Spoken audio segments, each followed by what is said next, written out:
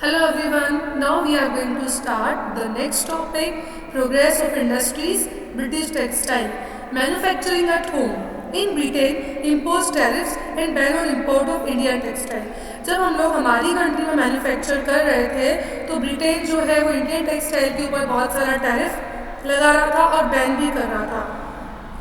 When the Charter Act of 1813 opened the Indian market for the traders, also more machine-made goods entered the Indian market. जब charter act में 1830 में Indian market open किया गया दूसरे traders के लिए तो और ज़्यादा मशीन आई जिससे गुड्स बना और इंडियन मार्केट में उन्होंने एंटर किया. इंडस्ट्रियल डेवलपमेंट जो था इंडिया का वो बहुत स्लो था. ब्रिटिश रूल के टाइम पे बहुत एरेटिक हो गया. कोई भी स्टेप जो लेते थे हम लोग ब्रिटिशर्स के थ्रू वो इंडियन इंडस्ट्री को प्रोटेक्ट करने के लिए अब लेना चाहते थे. एक पॉलिसी बनाई थी फ्री ट्रेड जिसमें हम लोग इम्पोर्ट ड्यूटीज़ अप्लाई करेंगे अगर कोई भी फॉरेन गुड्स आया है तो, लेकिन हमारे यहाँ जो इम्पोर्ट ड्यूटी अप्लाई की जाती थी वो बहुत कम होती थी. जो इंडिजीनियस गुड्स था उसमें बहुत टफ कंपटीशन आया जिसमें मशीन मेड गुड्स ब्रिटिशर्स के थ्रू लाए गए. ये 1914 से लेके 1918 मतलब फर्स्ट वर्ल्ड वॉर वाले पीरियड के टाइम का है जब ब्रिटिश इंडस्ट्री बहुत बिजी थी मिलिट्री की डिमांड में. तो इंडस्ट्रीज जो इंडिया में थी उन्होंने बहुत ज़्यादा ऑर्डर्स लिए डोमेस्टिक मार्केट से भी और एक्सपोर्ट मार्केट से भी. बहुत सारी इंडस्ट्रीज ऐसी थी इंडिया में जो ब्रिटिशर्स के द्वारा ओन की जाती थी जो हमारी कंट्री के प्रॉफिट्स को यूज़ करते थे उनकी कंट्री के डेवलपमेंट के लिए. बहुत सारे एफर्ट्स होते थे जो इंडियन इंडस्ट्रीज डेवलप करती थी हमारे यहाँ के गुड्स को यूनिफॉर्म बनाने के लिए.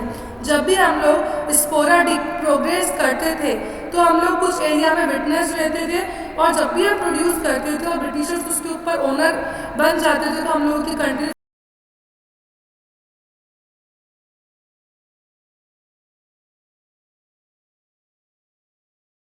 इन्फ्यूरिएट कर दिया था. Now tribal revolts in eastern India. अब ईस्टर्न इंडिया में किस तरीके से ट्राइबल्स का रिवोल्ट हुआ.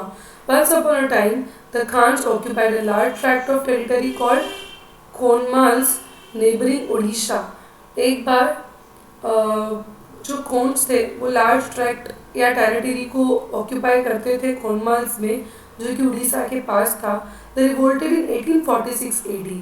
इन्होंने 1846 AD में रिवोल्ट किया था और जो रिवोल्ट था वो 1848 में हुआ और फाइनली उन्होंने ब्रिटिश रूल को सबमिट कर दिया. The Santals inhabiting the territory of Bihar adjoining Bengal revolted in 1855-56. इन्होंने 1855-56 में बिहार की टेरिटरी में इनहेबिटेट किया सैंतल्स ने.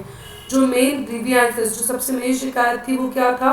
ऑपरेशन ऑफ द महाजन्स का ऑपरेशन.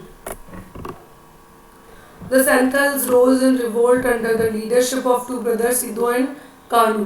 जो सैंतल्स थे उनको लीडरशिप दो भाइयों के बीच में हुआ सीधो और कानू के बीच. 1917 AD में संथल अगेंस्ट वापस उनको फोर्स किया गया लेबर बनने के लिए मयूरभंज में. जो सेम साल में जो रिवोल्ट हुआ था कुकीज़ में मणिपुर में वो दोनों सप्रेस था. 1870 AD में खरवार में रिबेलियन ने एक अच्छा खासा प्लेस बनाया. 1882 में कांचानगर में छाछर ने अपना साबूदान में एक लीडरशिप डेवलप किया. Now tribal revolts in central India. छोटा नागपुर. कैसे ट्राइबल सेंटर इंडिया में आए. छोटा नागपुर